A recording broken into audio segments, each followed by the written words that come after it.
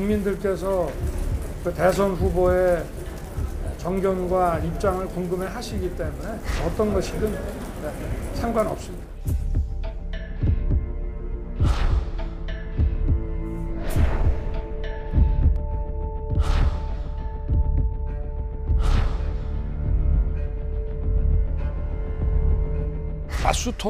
맞수 토론이 서로 다른 점을 부각하고 국민들께 자기의 입장을 제대로 설명할 수 있는 더 유용한 그 토론 방식이 아니냐. 우리가 신발을 하나 사도 다 비교해서 사는데 우리 국민들의 운명을 책임질 후보들을 국민들 앞에 비교 분석할 수 있는 그런 기회를 많이 드리는 것이 바로 우리의 도리다.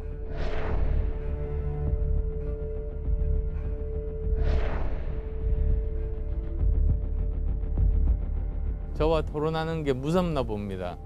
국민들의 요구에 부응하지 않는 정당은 거기에 따라서 국민들이 심판하실 것이라고 생각합니다.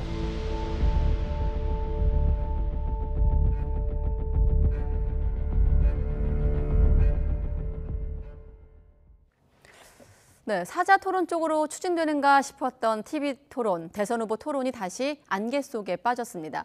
어떤 형태의 토론도 괜찮다고 했던 국민의힘 윤석열 후보가 오늘 다시 이재명 민주당 후보랑 둘이서만 토론하는 것을 고수하면서 또 이를테면 꼬인 거죠. 자, 그렇다면 설 연휴 TV 토론은 못 보게 되는 걸까요? 이런 가운데 민주당 이재명 후보가 광주를 방문해 텃밭 민심 잡기에 나섰고 또 국민의힘 윤석열 후보는 정치 분야 공약을 발표하기도 했습니다. 나이트 포커스 오늘은 김민아 시사평론가, 김수빈 시사평론가 두 분과 함께하겠습니다. 안녕하십니까? 네. 안녕하십니까? 자, 어제 이 시간만 해도 31일 혹은 2월 3일을 놓고 대담을 진행했었거든요. 그러니까 이제 사자로 하되 날짜만 좀 정하면 되겠다 싶었는데 다시 또 앞서 말씀드린 대로 꼬였습니다. 동선이. 어떻습니까? 윤 후보가 앞서 영상 속에서도 어떤 형식도 다 하겠다고 했는데 법원의 판단을 받고 나서 다시 또 입장이 바뀌었거든요. 어떻게 평가하십니까? 우리가 이제 어떤 순리대로 보자면 31일 날 이제 사자 토론을 하는 안을 윤석열 후보가 받아들이는 게 맞죠. 왜냐하면은 그 이전에 이제 양당이 협의를 할 때 31일이나 또는 이제 30일 두 날짜 중에 하루 방송사 사정이 된다면 이 방송 3사가 이제 중계하는 형태로 초청하는 이 토론을 하자라는 게 기존의 합의사항 아니었습니까? 그런데 양자 토론을 할 수 없게 된 상황이기 때문에 이것을 다자 토론으로 바꾸더라도 그 날짜에 하는 게 이제 사실 순리대로 보면 맞는데 국민의힘은 이제 약간 좀 다른 논리를 들고 있어요. 합의를 한 것은 양자 토론을 하기로 합의를 한 것이고 그게 방송사가 초청하는 방식으로 불가능해진 것뿐이다. 그래서 그냥 양자 토론을 하면 방송사가 와서 뭐 취재를 할 수도 있고 중계를 할 수도 있는 거니까 하면 되는 거 아니에요. 31일 날 하고 나머지 사자 토론은 뭐 방송사가 다른 이제 날짜를 잡은 3일 날 하든지 이렇게 하면 된다. 이런 논리거든요. 근데 국민들이 받아들일 때는 이게 이런 뭐 양자 토론이 꼭 필요해가지고 얘기를 하고 있구나라기보다는 뭔가 이제 토론을 좀 꺼리는 그런 모습처럼 비춰질 가능성이 굉장히 높아 보이는 그런 상황이에요. 그래서 이 토론이라는 게 뭐 단순히 이제 어떤 각 후보마다의 유불리가 있을 수 있겠지만 이 각 후보의 유불리보다 더 중요한 거는 후보들이 가지고 있는 정견이나 철학이나 이런 정치적인 능력이나 나름대로 이런 것들을 국민들에게 판단할 수 있는 기회를 주는 게 굉장히 중요한 거거든요. 그래서 토론을 회피하는 것은 안 된다. 이런 말씀을 드리고 다만 이제 그런 윤석열 후보의 이제 발언 중에 지금 들으셨듯이 양자 토론이 보다 유용하다. 뭐 이렇게 발언을 한 부분은 뭐 일리가 있는 부분도 있을 겁니다. 왜냐하면 아무리 이제 토론 시간을 길게 잡는다고 해도 지금 이제 지상파 방송이 할애할 수 있는 시간이 한 2시간 정도라고 지금 얘기를 하는 거잖아요. 2시간 내에 네 후보가 공평한 기회를 나눠 가지는 형태의 토론이라는 거는 일정 부분은 그 기회라든가 이런 것들이 제약될 수 있는 건 또 사실이에요. 하지만 그렇다 하더라도 국민들에게 좀 이렇게 공식적인 어떤 지상파를 통해서 내놓는 토론이라는 거는 확실하게 이제 모든 후보에게 공평한 이제 기회를 보장하는 토론이어야 되는 거고 양자 토론이 이제 굳이 필요하다고 하면은 사실 그거를 그 이후에 이제 모색해 보는 게 맞는 거 아니겠습니까? 다양한 플랫폼을 통해서. 근데 지금 선호가 바뀌었기 때문에 이거는 상당히 좀 이런 토론의 원칙으로 봐서도 부적절한 지금 접근을 하고 있는 게 아닌가 이런 생각입니다. 일단 사자 토론을 받고 양자 토론은 그 이후에 하는 것이 오히려 말씀하신 대로 순리대로 좀 자연스럽지 않냐 이런 말씀이신데 여기에 대해서 민주당과 국민의당 또 정의당 입장을 좀 화면에 보여주시죠. 일단 민주당 같은 경우는 양자 사자 토론 다 받겠다 둘 다 하자는 입장이고 국민의당은 이런 새가슴으로 무슨 정권 교체라는 입장이고 앞서 안철수 후보는 내가 무섭냐 이런 표현을 쓰기도 했고요. 또 정의당 같은 경우는 윤석열 후보 빼고 셋이 하자라고 하고 있습니다. 평론가님은 어떻게 평가하십니까? 네, 윤석열 후보가 왜 그러면 사자보다는 양자를 앞세울까? 전략적으로 어떻게 생각을 하길래 그렇게 앞세울까 생각을 해보면 네. 윤석열 후보 입장에서 가장 쉬운 상대가 누구일까라고 했을 때 저는 이재명 후보일 거라고 봅니다. 왜냐하면 정면으로 대결하는 쪽이 오히려 좀 더 쉬울 수 있습니다. 계속해서 당의 네거티브 캠페인이든 어떤 정책이든 간에 이재명 후보를 계속 상정해가지고 진행을 해왔었기 때문에 거기에 대해서 이미 익숙해져 있는, 아직까지 양자 토론은 하지 않았지만 익숙해져 있는 게 있고 또 벼르고 있는 것도 있을 거예요.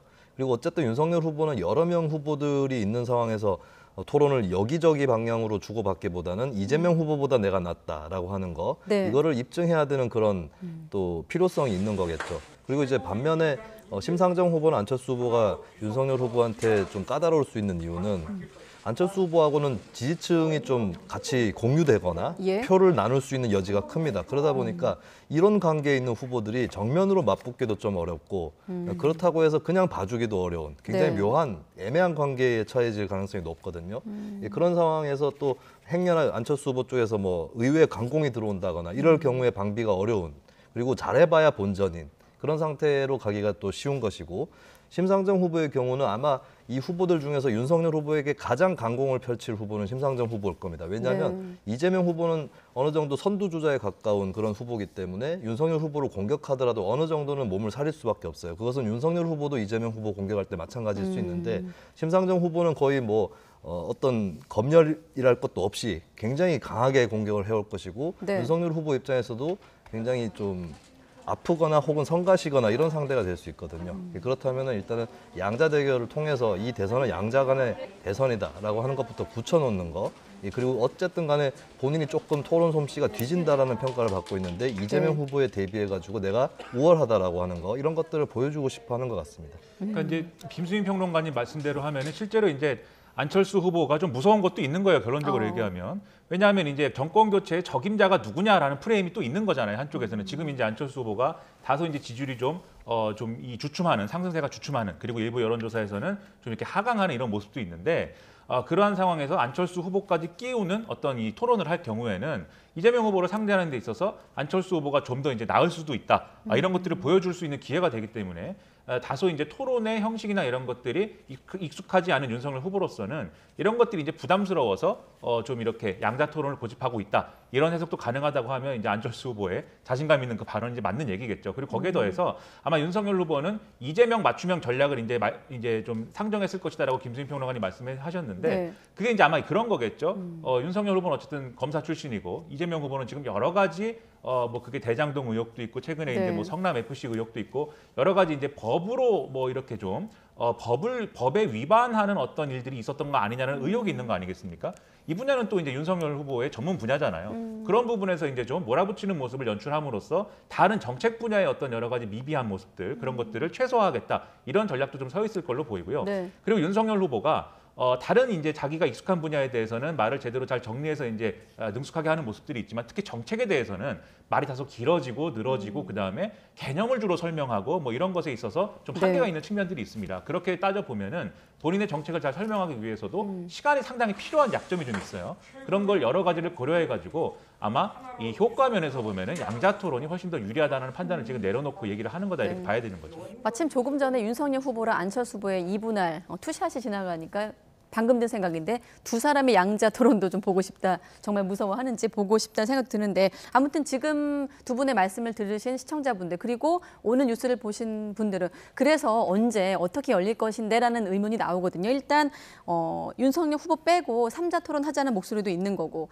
이 상황에서 만약에 국민의힘이 끝까지 4자 토론을 거부한다면 어떻게 좀 전개될까요, 토론은? 윤석열 후보 빼고 하자, 이거 정의당 심상정 후보 네. 하는 얘기인데 이게 민주당이 받아줘야 되거든요. 그렇다면 저는 민주당이 또 그걸 받아줘도 민주당의 비판을 받을 수 있습니다. 윤석열 후보 그냥 빼고 가는 걸 원했던 거냐, 네. 이렇게 비판을 받을 수 있기 때문에 민주당이 글쎄 이게 원했던 시나리오일 수도 있고 아니면은 의도치 않게 만난 경우일 수도 있는데, 윤석열 후보가 어쨌든 안 왔기 때문에 늦출 수밖에 없다. 네. 이 논리로 가면서 민주당도 좀 양자 토론 쪽으로 기울어지는 그런 가능성도 좀 개연성이 커 보인다라고 좀 생각이 듭니다. 네, 지금 뭐 네 후보 모두 셈법이 좀 복잡한데 여기에 좀 껴있지 않은 이를테면 김동연 후보나 허경영 후보 같은 경우도 지금 문제 제기할 가능성이 일고 있는 상황이고 어제 법원의 판단을 좀 기준으로 하면 법정 토론의 어떤 기준, 여론조사의 어떤 평균치 이런 걸 좀 감안해서 보면 될까요? 어떻게 보십니까? 그러니까 법정 토론의 기준이 있는데 지금 그 기준대로 하면 이제 김동연 후보라든지 뭐 허경영 후보 등은 이제 토론에 방송사가 주관하는 토론의 초청 대상인지 아닌 것이죠. 법정 토론의 기준으로 보면은. 예. 근데 이제 이런 후보들도 발언할 기회가 있어야 되고 뭐 나름대로 이제 정견을 펼칠 기회를 줘야 되니까 그건 이제 일정 기준을 이제 좀 하회하는 이러한 후보들은 또 따로 모아서 이제 토론을 하기도 하고 하거든요. 네. 그런 기회를 주어지는 것은 바람직한데 지금 이른바 우리가 얘기하고 있는 4자 토론, 5자 토론 이런 것에 포함하는 형태로 즉 법정 토론이 아닌 방송사 주관의 토론에서 그렇게 할 수 있는 거냐에 대해서는 네. 현실적으로 불가능하지 않습니다. 할 수 있는데 그게 이제 앞서 윤석열 후보가 얘기하는 것처럼 이제 어떤 효율성의 측면에서 제대로 된 토론이 될 것이냐 이것까지 이제 고려를 해서 보면은 너무 많은 이제 후보들이 좀 난립하는 그런 형태의 토론이라면은 충분한 시간이 주어져야 될 건데 그러한 정도의 충분한 시간을 현실적으로 지상파 방송들이 할애할 수 있겠느냐 이 문제가 좀 있거든요. 네. 그래서 지금 현실적으로는 법정 기준을 어떤 하회하는 그러한 형태의 토론은 이제 방송사로서는 진행하기 어렵지 않을까라고 생각이 되고요. 이 어떤 기준을 가지고 그러면 이 법정 토론이 아닌 방송사가 주관하는 토론은 어떤 기준을 적용해 가지고 해야 될 것이냐에 대해서는 지금 이 가처분 신청 때문에 법정 토론에 가깝게만 해야 되는 것처럼 지금 돼버렸지만 네. 사실 이 부분에 있어서는 더 자율성을 좀 가지고 충분히 이 지상파의 공공성을 활용하는 형태를 전제로 해서 더 다양한 토론 형식을 좀 열어봐야 될 필요성은 좀 있어 보입니다. 지금으로서는요. 네, 알겠습니다. 뭐 어떻게 언제 열릴지 좀 조율하는 과정을 좀 지켜보겠습니다만 일단 지금 시점에서는 토론에 관심 없던 유권자들도 좀 보게 만든 상황이 되지 않았나 이런 생각이 듭니다. 자, 이어서 대선 후보 동향으로 좀 넘어갈 텐데 연일 쇄신안을 내놓고 있는 이재명 후보 민주당의 텃밭임 광주를 방문해서 사실은 이제 경기도 순회 도중이었는데 일정을 급하게 변경하면서 광주에 갔습니다. 자, 일단 그 배경부터 좀 해석을 해볼까요? 어떻게 보십니까? 네, 제가 뭐 상세히 소개를 못할 것 같은데 방금 전에 지역 언론, 광주라든지 이쪽 지역 언론에 실린 여론조사 결과를 좀 봤고 또 최근에 여러 여론조사 결과에서 좀 공통적으로 나타나는 부분이 있는데 네. 광주에서 이재명 후보 지지율이 예전에 이제 민주당 후보의 득표율에는 좀 못 미치는 이런 결과들이 또 나오고 있는 그런 상황입니다. 그러니까 8, 90에 못 미친다는 그렇습니다. 말씀이시죠? 예. 예, 그리고 뭐 이건 여론조사마다 좀 편차가 있긴 한데 어쨌든 그 선에는 크게 못 미치는 상황이 펼쳐지고 있고 그리고 나머지 세 후보 같은 경우에 호남 쪽에서 어느 정도 득표 잠재력들이 있습니다. 윤석열 후보 같은 경우도 어쨌든 국민의힘의 전통적인 후보하고는 좀 다른 배경을 갖고 있는 그런 부분이 있고 호남에 신경을 좀 많이 쓰기도 했었죠. 네. 그리고 안철수 후보는 이미 예전에 국민의당을 하면서 호남에서 어느 정도 지지를 받은 그런 적이 있고 또 정의당 같은 경우도 호남에서 일정 부분의 진보적 성향을 갖고 있는 유권자들이 뚜렷하게 존재를 합니다. 네. 그러다 보니까 여러모로 이제 표가 잠식당할 수 있는 그런 위기에 처해져 있는 이런 부분들이 있는 것이고 그리고 이제 최근 들어서서 이 광주에서 일어났던 공사 현장에서의 사고 여기에 대해서 이제 송영길 대표가 민주당 을 대표해서 광주를 방문했다가 또 유가족분들이라든지 이쪽에 네. 항의를 받았거든요. 네. 이런 것들이 굉장한 위기 징후다라고 하는 것을 이재명 후보가 감지를 한 게 아닌가 그렇게 보여집니다. 위기감을 느낀 네. 그런 차원의 행보였다라고 보시는데 장소가 장수와 또 동반자가 눈에 띕니다. 이낙연 전 대표와 충장로에 올라서 연설을 한 것도 눈에 띄는데 일단 어떤 얘기를 했는지 듣고 나서 또 김민하 평론가님 이야기로 넘어가 보도록 하겠습니다. 지지율과 득표율이 다르다 이렇게 발언을 했거든요. 어떤 의미가 있는지 한번 들어보시죠. 바람 같은 것이어서 세게 불다가 갑자기 잠잠해졌다가 이쪽에서 불다가 저쪽에서 불다 하는 게 그 여론조사 지지율이 아닌가 싶어서 그런데 그러니까 평소의 여론조사 지지율하고 득표율은 전혀 다른 겁니다. 그러니까 뭐 광주, 전남, 호남이 60%대인데 다른 후보들의 경우는 90%대, 그럼 80% 아니었냐. 그 차이라고 하는 것은 비교 대상이 다르다. 거긴 득표율이고 여기는 여론조사 지지율이다. 다른 그 민주당 후보들의 경우도 거의 대동소이하게 평신은 60%대였다가 득표율은 8, 90%대였던 겁니다. 그러니까 지금의 지지율과 실제로 자신이 받을 득표율은 다를 것이다라는 설명과 함께 앞서 말씀드린 이낙연 전 대표의 동반 행보까지 어떻게 평가하십니까? 그러니까 이재명 후보가 이제 얘기한 게 이제 사실관계로 보자면 이제 뭐 어느 정도 일리가 있는 얘기죠. 그 전에 네. 이제 문재인 대통령, 지금 문재인 대통령의 경우에도 이 선거 과정에는 예를 들면 뭐 호남 홀대론이라든가 이런 것들에 의해서 좀 지지가 흔들리는 국면도 있고 뭐 이런 어려움을 또 겪은 적이 있거든요. 예. 그럼에도 불구하고 최종적으로 이제 투표를 할 때는 호남의 어떤 좀 절대적인 지지라든가 이런 것들이 있었기 때문에 결과적으로 투표를 할 때는 좀 지지해 줄 것으로 믿는다. 좀 이렇게 신뢰의 메시지를 나름대로는 보낸 거예요. 이게 아무래도 이제 감성적인 접근이 좀 있는 것이죠. 지지해 줄 것이라 믿는다. 지금 여론조사는 좀 이렇게 나오더라도. 예. 그리고 지금 여론조사의 이제 그 숫자 자체는 또 여론조사 이 기관마다 다르기도 하지만 또 구도의 문제도 같이 끼어 있는 겁니다. 앞서 김수희 평론가가 말씀하셨듯이. 네. 그래서 그런 문제를 종합을 해보면 결국은 이제 정리될 거다 이 얘기를 한 건데요.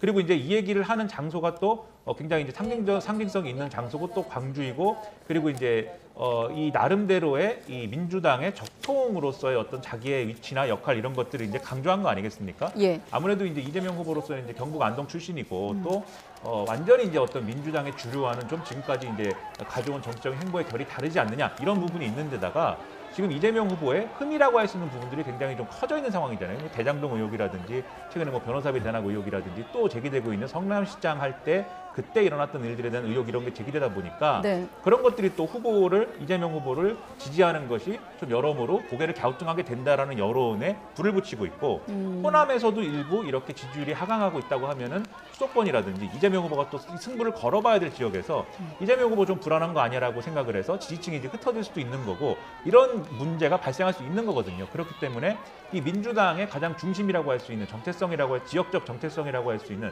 바로 그 장소, 역사적 정체성이라고 할 수 있는 그 장소에서 상징적인 어떤 그러한 신뢰를 좀 확인함으로써 이 분명히 이제 어떤 바닥을 튼튼하게 다지고 나서 그리고 나서 이제 또 다른 방식으로 중도 확장이나 이런 것들을 모색해 보겠다라는 전략에 이제 나름대로의 행보를 하고 있다 이렇게 좀 보여집니다. 저는 좀 이 지지율과 득표율이 다르다라고 하는 이재명 후보 연설에 대해서 좀 지적을 하고 싶은데요. 예. 저것은 평론가가 해야 될 얘기입니다. 그러니까 평론가 입장에서 여론조사 분석을 하면서 지금 광주나 뭐 호남에서 이재명 후보 지지율이 높게 나오지 않는데 사실 선거에 들어가다 보면 좀 더 오를 것이다. 이런 얘기는 평론가가 해야 되는 것이고 많이 들었던 정치인이라면 대목이기도 합니다. 지지율, 득표의 선호도 뭐 이런 것들이요. 네. 예, 예. 근데 정치인이라면은 아직까지 그러니까 지지를 더 많이 모아주시지 않는 거에 대해서 호남 주민분들이 스승과 같아서 나를 네. 더 단련시키고 있다. 내가 부족하기 때문에 더 열심히 해보라는 취지로 아직까지 선뜻 지지율로 나타나고 있지 않은 부분이 있다. 그 부분에 대해서 겸허하게 받아들이고 더 열심히 하겠다. 이렇게 얘기하는 것이 더 올바르지 않을까 그렇게 보여집니다. 네. 더불어 최근에 이번 주 들어서 지금 민주당 안에서 쇄신 움직임이 상당히 크게 일고 있지 않습니까? 뭐 7인의 백기 조국 선언도 그렇고 586 용태론도 그렇고요. 네거티브 중단 선언까지. 이 같은 앞서 보면 자막에 발등의 불이라는 표현이 있었습니다만 본인은 지지율에 연연하지 않는다라고 이제 연설에서 얘기를 했습니다만 시간이 많지 않은 상황에서 지금의 어떤 지지율 탈피를 위한 어떤 좀 반등의 기회 어디서 좀 잡아야 될까요? 토론회일까요? 근본적으로 이제 이재명 후보의 지지율이 이제 좀 이 언론의 표현으로는 박스권에 갇혀 있다, 네. 좀 이렇게 답보 상태에 있다라고 평가가 되는 가장 중요한 이유는 정권 교체에 동의하는 여론이 크기 때문인 거죠. 그게 1차적으로 이제 가장 큰 이제 걸림돌인 건데 그거를 좀 이렇게 뚫기 위해서는 결국은 민주당이 재집권하는 거에 대한 이제 사람들의 어떤 우려라든가 네. 지금까지의 이 정권에서 겪었던 어떤 일들이 이제 새롭게 이제 시작되는 이재명 정권에서는 다 똑같이 벌어지지 않는다라고 하는 것에 대한 확신을 줄 필요가 있는 거겠죠. 그래서 일단 그렇기 때문에 지금 이제 이른바 이제 86세대의 용태론이랄지 그리고 이재명 후보의 측근이라고 할 수 있는 뭐 7인의 임명직 좀 거부 선언이랄지 이런 것들이 지금 나온 이유가 민주당의 색깔이 바뀔 거다를 이제 얘기하기 위해서 이제 나오는 건데요. 근데 그게 이제 유권자들의 마음에 가닿을 정도 지금 진행된 것으로 보이느냐? 그렇지 않은 거죠. 이게 좀 시작하다가 시동 걸다가 이제 좀 빠진 것으로 보이는 것이고 네. 이렇게 당의 변화가 민주당이라는 어떤 조직의 변화가 후보의 어떤 이 새로운 정치, 이재명 후보의 새로운 리더십으로 이어질 수 있는 어떤 징검다리들이 쭉 필요한데 이재명 후보가 이제 본인의 어떤 정치 교체, 정치 개혁의 나름대로의 공약을 또 내놓지 않았습니까? 네. 그래서 기자회견을 해가지고 내놓은 이제 여러 가지 얘기들이 있는데 언론이 이제 가장 많이 주목한 거는 물론 네거티브 중단 선언이었어요. 근데 그 얘기 하기 전에 여러 가지 얘기를 했습니다. 예를 들면 이제 30대, 40대 장관을 배출하겠다든지 네. 그리고 뭐 인재를 정파와 뭐 이런 것에 이제 좀 이런 것에 초월해가지고 좀 이렇게 넓게 쓰겠다든지 이런 얘기를 많이 했는데 사실 그 정도의 약속은 또 어느 후보든지 하는 거거든요. 지금 나는 인사를 편향되게 쓰겠다든지 나는 뭐 60대 이상의 장관들만 쓰겠다든지 이런 이 약속을 하는 후보는 없지 않습니까? 그래서 일반적인 차원에서 할 수 있는 약속으로 사실 귀결되는 그림처럼 지금 돼버려서 네. 이 쇄신 드라이브가요. 그래서 지금 이제 이것 자체로 지금 이 정권 교체 여론을 뚫고 이재명의 리더십을 보여주는 데는 지금 한계가 있어 보이고요. 네. 그래서 지금 설 연휴 전까지 이런 전기를 마련했어야 되는데 오늘 이제 좀 흐름이 끊긴 모양이어서 여러모로 이제 좀 이걸 통해서 이런 쇄신 드라이브를 통해서 이 돌파구를 마련하기는 다소 어려워진 모양새인데 내일이라도 추가적인 어떤 인적 쇄신이라든가 네. 그리고 이재명 후보가 뭔가 지금과는 다른 어떤 모습을 보여주겠다라고 하는 그러한 수를 던질 수 있다라고 하면은 다시 돌파구를 뚫을 수 있을 거거든요. 구체적으로는 이제 이렇게 이제 이 용퇴하고 뭐 물러나고 임명직 안 맡고 이런 것으로 빈 공간들이 있는 거잖아요. 그 빈 공간을 어떤 사람들과 어떤 방식으로 채울 거냐에 대해서 정치적인 로드맵을 내놔야 이제 돌파구가 생긴다고 저는 이제 보고 있기 때문에 그런 메시지가 내일이라도 좀 나와야 되지 않을까 이렇게 생각합니다. 내려놓기만 할 것이 아니라 채우는 좀 작업도 필요하다라는 말씀이시고 쇄신과 관련해서 좀 체감이 되지 않는다 이런 비판 와중에 또 쇄신 자체도 좀 삐걱거리는 대목들이 있습니다. 이를테면 선대위 총괄본부장에 586의 대표적인 인물이 우상호 의원이 나선다거나 이렇다 보니 당내에서도 배 아픈데 발등에 소독약 바르는 격이다라는 얘기도 나오고 있고요. 어떻게 좀 평론가님 보십니까? 네, 이거 갑자기 세대 교체라든지 이런 것들을 하기 대단히 어렵습니다. 준비되어 있는 사람들, 그러니까 물러나려는 사람들도 준비되어 있어야 되고 들어오는 사람도 준비되어 있어야 되거든요. 네. 그 정치 선배들이 오냐오냐 해가지고 키워주는 차세대 리더는 크게 성장하기도 어렵습니다. 사실 독일의 뭐 메르켈 총리 같은 경우는 자기 정치 스승이자 대선배인 콜 총리를 한번 들이받고 컸습니다. 다들 네. 그런 과정들을 거치는 것인데 민주당이 그런 기회 뭐 모습 이런 것들을 지금까지 보여준 적이 없었죠. 갑자기 그렇게 헐레벌떡 한다고 될 일은 아닌 것이고 이제 좀 스포츠 팀으로 비유하면 후보 선수나 이진이 약한 팀이다라고 볼 수 있거든요. 그러니까 주전들은 굉장히 오랫동안 해왔어요. 데뷔도 일찍 해왔고 사실 2000년 총선을 기점으로 해서 소위 386이라고 하는 말이 등장을 하고 그때 데뷔를 했던 분들이 이제 거침없이 성장을 해왔죠. 김대중 노무현 정부 거치고 그리고 특히 오히려 이명박 박근혜 정부를 거쳐서 어떤 정권의 실정에 대한 반사이득을 통해서 더더욱 자신들의 입지를 굳혀왔고 지난 2020년 총선 때도 민주당이 거대 의석을 차지하는 과정에서도 그때도 당의 핵심을 질적으로나 수적으로나 차지를 해왔는데 갑자기 물러나는 것이 잘 되지 않죠. 어떻게 보면은 더 책임 있는 행보는 본인들이 오랫동안 정치를 해왔는데 그렇다면 마지막 가는 길에서 어떤 성과를 이루고 가겠다. 그리고 자신들이 했던 일들 중에서 못했던 일들 그리고 해야 되는데 하지 않았던 일들 이런 것들을 지목을 하면서 오히려 과제들을 분명히 짚어나가는 그런 것들이 오히려 필요한 자세라고 볼 수가 있겠죠. 근데 네. 이 상황에서 송영길 대표 그냥 그만두겠다, 뭐 불출마하겠다 이런다고 해서 동세대의 다른 리더들이 또 따라가는 것은 더더욱 아니고 사실은 제가 봐도 이제 86세대 이후에 그 포스트 세대들도 별로 준비가 안 돼 있는 상황이거든요. 네. 그렇다면은 이제 사람만 바뀌어가지고 될 일은 아니다. 이 점을 본인들이 더 명심을 하셔야 될 것 같습니다. 최근에 짧게 한번 하나 여쭤보면 최근에 민주당 이재명 후보 관련해서 행보를 보면 쇄신 행보가 있고 또 공약들도 많이 내놓고 있는 정책 행보가 있고 또 한 가지가 문재인 정권과의 어떤 차별화, 거리두기 행보가 있거든요. 만약에 지금 시점에서 조정이 필요하다면 어떤 점이 좀 그래도 지금 시점에선 쇄신에 조금 더 방점을 찍어야 된다고 보십니까? 저는 지금 뭐 어떤 전략을 가지고 뭐 정책이든 뭐 쇄신이든 이런 것들을 내놔서는 좀 늦는다. 이미 늦은 시점이 됐다라고 볼 수 있고 예. 저는 오히려 솔직해졌으면 좋겠습니다. 그러니까 최근에 정동영 전 장관이 이재명 후보에게 유의미한 조언을 해줬어요. 일정을 줄여라라고 하는 것이거든요. 일정을 줄이고 숙고를 하면 그 숙고하는 모습이 비춰지는 것이 유권자들에게 오히려 좋은 영향을 줄 수 있다는 취지였는데 저도 그런 숙고가 필요하다고 봅니다. 계속해서 일정들을 밥비소화를 하고 이 지역 가면 무슨 얘기할까 저 지역 가면 무슨 얘기할까 이러다 보면 메시지들이 굉장히 단발적으로 나오게 되고 심지어는 서로 충돌하는 그런 상황까지도 펼쳐지는 거거든요. 자 그러면 이렇게 해서는 안 되는 일이기 때문에 일정을 줄이고 무슨 숙고를 할 거냐 그동안 민주당이 뭘 잘못했는지 그 부분에 대해서 숙고를 하고 어떤 타개책을 내놓기 전에 네. 뭘 잘못했는지에 대해서 성찰하는 모습 이런 것들이 좀 더 필요하다. 이재명 후보가 실제로 사과 행보를 좀 해오긴 했는데 그 사과의 멘트들을 잘 들어보면 국민들이 느끼는 그 마음, 생각 이런 거는 이렇게 딱 오래 붙이듯이 해서 얘기를 해요. 근데 구체적으로 무엇을 잘못했는지 이런 부분들이 많이 빠져 있거든요. 네. 예, 거기에 대한 진솔한 행보가 뒷받침되는 것이 우선이 아닌가 그렇게 보여집니다. 거기 이제 조금 첨언을 하자면 이제 차별화라는 게 일부 정책에서 예를 들면 부동산 정책이라든가 이런 것에서 이제 굉장히 주변적으로 지역적으로 나타나고 있어요. 네. 문재인 정권과의 차별화라든가 이런 것들이. 네. 그런데 그런 어떤 정책에서의 차별화라든가 이런 걸 넘어서서 정치적인 어떤 차별화가 저는 필요하다고 생각하는데 차별화가 뭐 이제 문재인 정권과 싸워라 이런 게 아니라 뭐가 이제 문재인 정권의 정치와 뭐가 다르다라는 걸 보여줘야 되는데 대표적으로 크게 보면 두 가지일 것 같아요.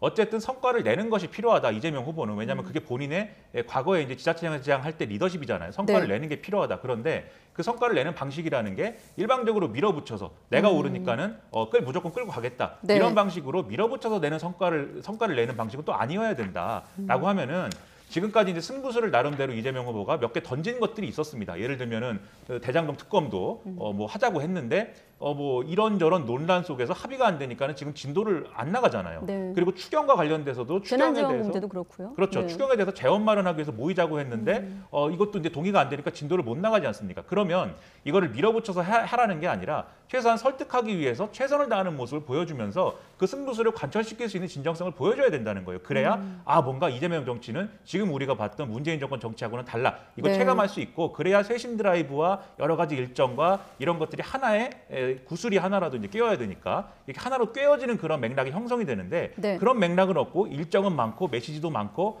이 결과가 나오는 건 없다. 이게 지금 제일 문제입니다. 네, 이 얘기는 잠시 뒤에 이재명 후보가 이쪽 저쪽 부는 바람과 같다고 표현한 지지율 얘기할 때 좀 더 연장해서 듣도록 하고 이번엔 윤석열 후보 행보로 넘어가 보도록 하겠습니다. 민주당의 정치 쇄신 방안 맞대응 차원일까요? 정치 분야 공약을 발표했는데 이를테면 청와대 힘 빼기에 방점을 찍은 대목이거든요. 들어보시죠. 국민과 소통하는 일하는 대통령이 되기 위해서는 제왕적 대통령의 잔재를 철저히 청산해야 합니다. 권위만 내세우는 초법적인 대통령은 이제 없어질 것입니다.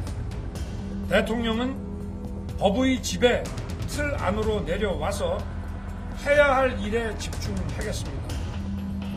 새로운 대통령실은 광화문 정부 서울청사에 구축될 것입니다. 기존의 청와대 부지는 국민께 돌려드릴 것입니다. 국민은 늘 대통령을 만날 수 있을 것입니다. 대통령도 늘 국민과 소통하며 일할 것입니다. 네, 지금 발언 들으시면서 어디서 많이 들어본 얘기인데 라고 아마 생각하신다면 이제 문재인 대통령의 공약이었던 걸로 알고 계실 겁니다. 어떻습니까? 지지율에서 상대적으로 좀 여유가 있는 시점에서 윤석열 후보가 내놓은 청와대 역할 축소 방안 어떻게 평가하십니까? 청와대 축소는 윤석열 후보가 몇 달 전부터 공언을 해왔던 거기 때문에 어느 정도 예상은 됐는데 이번에 네. 좀 빨리 꺼내든 게 이재명 후보 쪽에서 쇄신안을 내보이면서 우리도 네. 빨리 대응해야겠다 이런 취지에서 하게 됐다고 합니다. 저는 이거 좀 작은 차원에서의 평가와 큰 차원에서의 평가를 같이 할 필요가 있다고 보여지는데 네. 작은 차원에서는 저는 긍정적인 부분이 분명히 있다고 봅니다. 왜냐하면 계속해서 한국식 대통령제가 무르익어 오면서 어떻게 보면은 무르익기도 하고 한편으로는 부패하는 측면도 있는데 청와대가 너무 지나치게 비대화되는 성격이 분명히 있었습니다. 그러다 보니까 청와대가 내각이나 의회 위에 군림하는 이게 박근혜 정부나 문재인 정부나 공통적으로 나타났던 부분이거든요. 그때도 보면 여당이 뭐 패싱을 당하고 이런 현상이 있고 또 마치 어떤 청와대 어떤 수석이 장관보다 더 우위에 있는 이런 모습들을 많이 보여줬습니다. 이것은 정치의 역할을 축소시키는 것이다. 라고 하는 것이죠. 그래서 청와대 규모를 줄일 필요가 있다라는 것은 정치학계에서도 여러 사람들이 제기를 해왔던 그런 문제이기 때문에 이것만 네. 봤을 때는 일단 긍정적이다라고 볼 수 있는데요. 근데 사실 이것은 큰 그림이 있어야 됩니다. 청와대만 줄이고 이런 것이 아니라 네. 청와대를 줄이자고 하는 것은 사실 원래 제기됐던 정치학적으로 제기됐던 문제의식은 의회, 정당, 내각을 강화하는 거거든요. 근데 여기에 대한 그림이 아직까지 나와 있지 않다. 그렇다면 그냥 청와대 인력만 줄거나 아니면 대통령의 역할만 줄어들거나 이런 식으로 흐를 소지가 있다라고 하는 거고 저는 이번 대선에 정책 공약 제시하는 것들의 여러 문제 중에 하나가 큰 틀이 안 나고 자꾸 작은 것을 잘라서 던지는 근데 네. 이것이 정치 체제 공약에서도 나오면 안 된다. 그래서 윤석열 후보가 빠른 시일 내에 전체 그림을 제시를 해야 된다라고 하는 거 이것을 좀 말씀드립니다. 전체 그림을 제시해야 된다. 뭐 그 부분에서 윤석열 후보가 이제 그런 얘기를 하긴 하는 것 같아요. 이제 이렇게 좀 이 청와대를 뭐 일부 언론 뭐 해체 이렇게도 표현을 했던데 청와대 규모 축소하고 광화문으로 이제 이렇게 집무실을 옮긴 다음에 이제 민관 합동의 어떤 거버넌스를 통해서 이제 통치를 하겠다 이제 이런 방식으로 접근을 하는데. 네.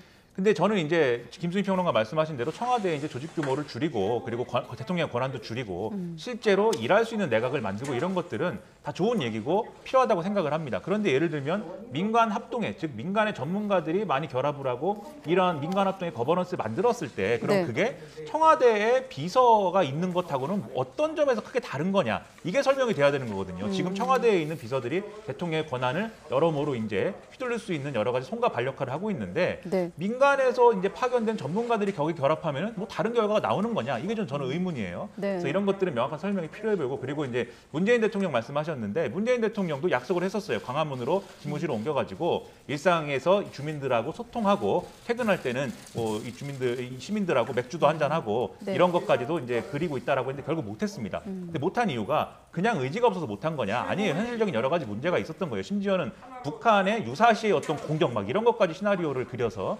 서울 정부 청사가 좀 위험할 수 있다 이런 얘기까지 나왔었거든요. 네. 그러면 이런 점에 대해서도 현실적으로 좀 업데이트된 얘기를 해야 된다고 보고요. 청와대의 규모를 줄이는 게 반드시 공간을 바꿔서 해결할 문제인가 저는 의문이고 오히려 백악관을 보더라도 백악관 내가 굉장히 오밀조밀 이렇게 모여 있어가지고 효율적으로 그 공간을 활용할 수 있기 때문에 또 윤석열 후보가 오늘 설명한 것처럼 전문가라든지 이 백악관 스태프들이 유기적으로 이런 게 실제로 일을 할 수 있는 구조가 거기서 나오는 것인데 네. 그럼 청와대의 지금 구조를 또 효율적으로 만들면 되는 문제 아니겠습니까? 실제로 이제 지금 문재인 대통령도 대통령 집무실이 아니고 비서동에서 이제 업무를 보거나 회의를 하거나 이렇게 하고 있기 때문에 네. 그런 것들을 더 이 실용적으로 효율적으로 설득할 수 있었으면 좋겠는데 좀 이 대통령실을 광화문으로 뭐 만들겠다, 뭐 관저는 뭐 총리 공간으로 가겠다 이렇게 접근하는 게 저는 결론을 정해놓고 하는 얘기 같아서 이게 설득력이 있을까는 좀 의문이 좀 생깁니다. 네, 윤석열 후보 행보를 여론조사 결과를 좀 놓고 봐도 이어가도 자연스러울 것 같은데요. 일단 오늘 나온 MBS 결과를 좀 보여주시면 이재명 후보, 윤석열 후보가 이제 오차 범위 안에서 이번 것과 같은 경우는 이제 초접전 양상을 보이고 있다라는 결과가 나왔고 안철수 후보는 10%, 이재명 후보는 35%, 윤석열 후보가 34%, 이를테면 초박빙인데 어떻습니까? 앞서 내놓은 어떤 청와대 관련 정책들도 그렇고 지지율 약진에 좀 방심하면 안 된다. 설 앞두고 좀 이슈를 갖고 와야겠다. 파급력 있는 좀 얘기를 하자. 이런 차원도 있을까요? 어떻게 보십니까? 네, 청와대 축소 공약 같은 경우도 이제 상대방 공약을 봐가면서 사실은 청와대 축소라든지 이런 문제만 딱 던졌을 때는 네. 그게 그렇게 인기 있는 공약은 아닙니다. 국민분들도 뭐 예를 들어서 의원 내각제냐 대통령제냐 이런 네. 문제에 대해서는 관심이 좀 떨어지는 편이거든요. 네. 그래서 이걸 선도적으로 제시하기는 좀 어려울 수 있는데 마침 상대편에서 쇄신 공약이 나왔기 때문에 거기에 맞불을 짚었다라고 볼 수가 있겠고 네. 근데 제가 말씀드렸지만 국민들 사이에서 그렇게 인기 있는 분야는 아니기 때문에 아마 설 전에 뭐 별도의 어떤 먹고 살 만한 먹고 사는 주제에 대해서 메시지가 나오거나 아니면 설 직후부터 빨리 나오거나 뭐 이런 수순을 밟지 않을까 그렇게 보여집니다. 네. 앞서 이재명 후보도 전략을 얘기하다가 김민아 평론가님 얘기를 좀 덜 들었는데 지금 이번 여론조사를 토대로 설 연휴 전에 지금 날짜가 몇 개 없거든요. 어떤 좀 이슈를 먼저 선점해야 된다고 보십니까? 이재명 캠프 입장에서. 일단 이재명 후보 입장에서는 지금 여러모로 이제 본인의 흠이 너무 크게 부각된 부분이 있기 때문에 흠이? 예. 그렇죠. 이 대장동 의혹이라든지 지금 변호사비 대납 의혹이라든지 이제 성남 FC 문제 따로 또 이제 네. 새롭게 등장하고 뭐 이런 문제들이 있기 때문에 이 문제에 대한 나름의 해명과 설명과 그리고 좀 종합적인 어떤 접근이나 이런 것들을 빨리 좀 할 필요가 있어 보여요. 이게 결국은 이제 소위 말하는 설 민심에 그대로 반영이 되는 거 아니겠습니까? 네. 그리고 이재명 후보가 계속 이제 하고 싶어 하는 게 내가 흠은 좀 있을 수 있지만 아무래도 그동안 이제 정치를 해왔고 지자체장으로 이제 일을 했기 때문에 그걸 덮을 만큼의 어떤 유능함이 있다라는 게 있는데 지금 앞서 말씀드린 그런 문제들, 그게 세신 드라이브든 네. 본인의 이제 그게 여러 가지 공약들의 어떤 문제든 뭐든 간에 그게 어떤 국민들이 체감하는 어떤 유능함이다라고 와닿지가 않는 부분들이 지금 있는 거예요. 그래서 이 유능함이라는 걸 내가 이만큼 지식이 많다. 금융에 대해서 내가 이렇게 아는 게 많다. 그리고 내가 이런 많은 정책들을 내세울 수 있다. 이게 아니라 이재명 정치는 이런 것이다라는 걸 보여주는 방식으로 그 유능함을 증명을 해야 되거든요. 그래서 그런 게 있어야 이제 지지율이 그래도 박스권을 탈출할 수 있다 이런 생각이 들고요. 네. 그러니까 윤석열 후보의 경우에 이제 큰 공약을 꺼내는 게 이런 부분이 있는 것 같아요. 지금 윤석열 후보가 앞서도 보셨듯이 그래프에서 보면은 네. 이 여론조사 자체가 이제 그동안 이제 윤석열 후보에게는 좀 이제 뭐랄까요 불리한 여론조사잖아요. 그동안 결과가 나온 걸 보면은 네. 어떤 여론조사는 이제 윤석열 후보가 유리하게 나오는 조사도 있는데 근데 어쨌든 추세라는 걸 보면은 윤석열 후보에서 빠진 지지율이 복구가 된 거고. 봐도 이재명 후보는 다소 이제 좀 하향세거나 이런 상황이라는 게 확인이 되는 거 아닙니까? 네. 윤석열 후보가 이렇게 지지율이 복구된 거는 결국은 2030 여론에서 이준석 대표와의 이런 좀 이 문제를 정리하고 여성가족부 폐지라든지 이런 거를 급하게 던져가지고 네. 일단 이제 새는 걸 막고 안철수 후보로 갔던 걸 다시 끌어와서 복구를 한 거잖아요. 근데 여기서 이제 모자란 게 뭐냐면 이렇게 급하게 복구는 했지만 결국 이제 국민들이 의문을 갖는 것은 윤석열 후보가 이 큰 나라 일을 맡기에 얼마나 적합한 준비가 된 후보이냐에 대해서는 의문을 갖고 있는 거예요. 네. 그렇기 때문에 지금 큰 공약 던지는 거거든요. 그래서 설 연휴 때 좀 사람들이 윤석열 후보가 그래도 대통령 할 수 있을 정도의 그런 어떤 식견은 갖췄더라. 이게 이제 돼야 되는 거고 그 여기에 연관돼서 지금 토론 전략도 토론에 관련된 전략도 네. 지금 펴고 있다고 볼 수가 있겠는데요. 역으로 얘기하면 이재명 후보 입장에서도 마찬가지로 지금 준비된 어떤 대통령이다라는 게 구호 차원이 아니라 실질적인 이슈 그리고 실질적인 자기의 어떤 비전과 로드맵, 그런 블루프린트 이런 데서 증명이 돼야 이게 가능하다라는 과제가 두 후보 공이 지금 눈앞에 놓여져 있다 이런 얘기입니다. 네, 다른 조사 결과 몇 개 좀 더 볼까요? 당선 가능성과 관련된 건데 이재명 후보가 이 결과에선 38% 당선 가능성입니다. 그리고 윤석열 후보 37% 나온 결과가 있고 또 가상 오자 대결을 벌인 결과 엠브레인 퍼블릭 결과인데 여기서도 이재명 후보는 33.5%, 윤석열 후보가 35.9% 보이고 있고 안철수 후보가 지금 여기서는 12%를 기록하고 있는데 앞서 보셨던 MBS에서는 10%. 최근에 어떤 상승세로 본다면 조금 주춤하는 상황으로 보이기도 하는데 가처분 신청 인용이 되면서 조금 더 존재감이 부각되기도 했습니다만 최근에 안철수 후보의 추세는 어떻게 평가하십니까? 네, 안철수 후보가 이제 윤석열 후보에게서 건너온 지지율이 있었거든요. 그리고 그걸 타고 상승세를 탔는데 네. 그 지지가 상당히 빠져나갔다고 되돌아갔다고 볼 수 있어요. 근데 그런 것 치고는 안철수 후보가 많이 꺼지지는 않았거든요. 그러니까 여론조사를 좀 자세하게 분석을 해보면 네. 예를 들면 안철수 후보가 20대 지지율은 떨어졌는데 30대, 40대, 50대에서 올라간다거나 이런 현상들이 좀 보이고 있습니다. 예, 그러니까 한쪽 표는 빠져나가는데 한쪽 표가 다시 들어온다거나 네. 약간 이런 부분이 있는데 이거를 안철수 후보가 잘 인식을 하고 돌파를 해야 될 거예요. 왜냐하면 이제 안철수 후보가 최근에 뭐 노동이사제 반대라든지 민주노총에 대한 강공이라든지 이런 것들을 봤을 때 보수표를 다시 깎아야 되겠다라고 생각을 하는 것 같은데 사실 안철수 후보는 오히려 이제 보수표가 아닌 중도표라든지 무당층 내지는 어쩔 수 없이 민주당을 지지하는 듯한 이런 쪽으로 저변을 넓혀나가야 독자 후보로서 설 수 있는 기반이 분명히 있는 거거든요. 그렇다면은 사실 윤석열 후보에게로 갔다가 다시 돌아오게 하려면 그것은 본인 의지대로만은 안 될 겁니다. 윤석열 후보 쪽에 악재가 터지거나 이래야지 옮겨올 수 있는 건데 네. 근데 그 표들을 기다리기 전에 자신이 할 수 있는 일부터 먼저 해야 될 것이다. 예, 그래서 어쨌든 이제 저는 그 안철수 후보가 지난 정치를 해오면서 좌로 이동했다, 우로 이동했다가 이런 포지션 이동들이 있었는데 이번 대선은 그것을 반복할 것이 아니라 어느 정도 좌표를 정해놓고 앞으로 가는 선거 전략을 펴야 될 거다. 예, 그 말씀을 드립니다. 그래서 김수인 평론가 말씀에 전적으로 이제 공감을 하는데요. 네. 안철수 후보가 패턴이 있어요. 이제 양당 후보들, 양쪽 후보들이 좀 시원찮다거나 이런 여론이 커지면 이제 바다를 둘로 가르듯이 안철수 후보 지지율이 쭉 올라갑니다. 그런 국면이 분명히 있었어요. 네. 모든 선거에서 안철수 후보가 지지율이 그런 식으로 움직였습니다. 근데 그렇게 쭉 가르고 나갈 때 정점에 이르렀을 때 안철수 후보가 자기 포지션을 정하지를 못해요. 그래서 이 김수인 평론가 예를 든 것처럼 좌우로 왔다 갔다 이제 한다든지 또는 이제 선거 또는 이제 이 국정을 운영하는 어떤 능력에 있어서 보여줘야 될 것을 보여주지 못하고 주변적인 거에 선착한다든지 이런 모습 보이거든요. 이번에 뭡니까?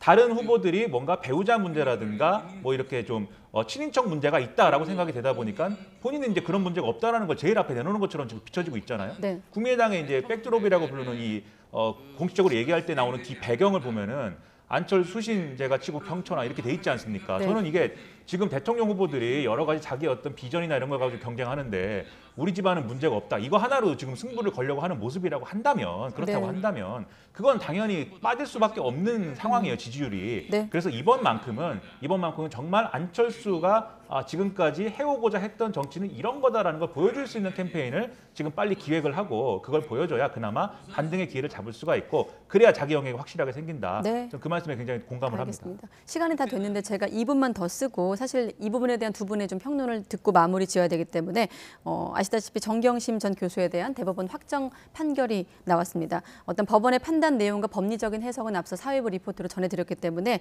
대선을 앞두고 있는 시점에서 이번 확정 판결의 의미 그리고 파장까지 좀 짧게 뭐 시간이 많이 못 들려 네. 죄송합니다만은. 네. 저는 유죄가 입증되어 오는 과정이었기 때문에 오늘 이 판결로 뭐 대선에 큰 변수가 될 거다 이렇게 보지는 않고요. 예. 근데 좀 민주당이 아프게 중장기적으로 복귀해야 될 부분은 저는 뭐 한마디로 이렇게 설명할 수 있을 것 같아요.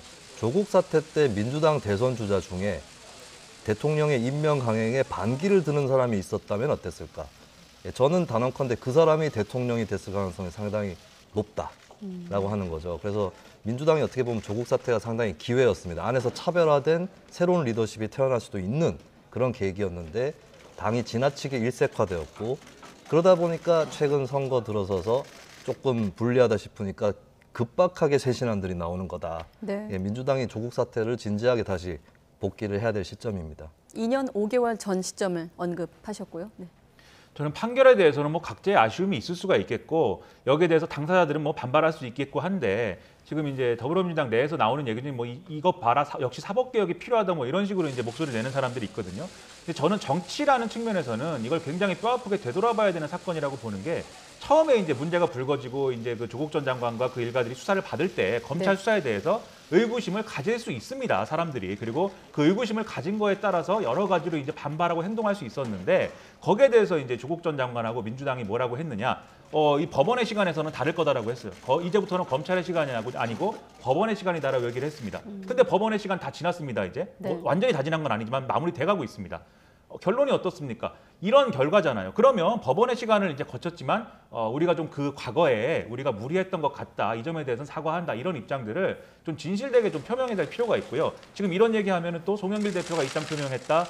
이재명 후보가 이제 거기에 대해 사과했다. 이런 얘기를 이제 많이들 하시지만 구체적으로 뭘 잘못했는지에 대해서 좀 더 이제 제가 볼 때는 명시적인 사과가 필요하고 결국 조국 전 장관을 법무부 장관 임명을 강행한 대통령의 결정이 옳았던 거냐. 저는 이것에 대해서 정치적인 평가를 지금이라도 좀 냉정하게 할 필요가 있다고 저는 생각합니다. 네, 여기까지 듣도록 하겠습니다. 오늘은 김민아 시사평론가, 김수민 시사평론가 두 분과 함께했습니다. 고맙습니다. 네.